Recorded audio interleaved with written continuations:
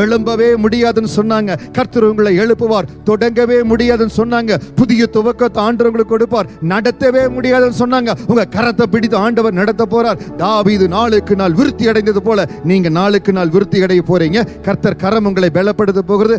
தைரியமா எழும்புங்க, தைரியமா எழும்புங்க. கர்த்தர் உங்களோடு கூட இருக்கிறார். நீங்க செய்ய வேண்டிய ஒரே காரியம், 1 சாமுவேல் 22 வசனத்துல எப்படி தாவீது தேவன் என்னை எப்படி நடத்துவார் என்று அறிந்து கொள்ளும்படி தேவ சமூகத்தில் காத்திருந்தாரோ, அதே போல பரிசுத்த ஆவியானவர் உங்களை எப்படி நடத்த விரும்புகிறார், எந்த பாதையில் நடத்த விரும்புகிறார். What is the timing of the Holy Spirit? Be careful, be conscious. அதுல மட்டும் ரொம்ப கவனமா இருங்க.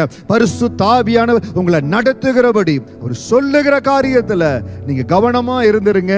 உங்களை கட்டுவார், உங்களை பலப்படுத்துவார், உங்களை உறுதிப்படுத்துவார், உங்களை வாழ வைப்பாருங்க. நீங்க எந்த இடத்துலயும் வாழாக மாட்டீங்க, எல்லா இடத்துலயும் தலையா இருப்பீங்க. கர்த்தர் உங்களோட கூட இருக்கிறார். வர வர நீங்க விருத்தி அடைவீங்க, ஆசீர்வாதமா இருப்பீங்க.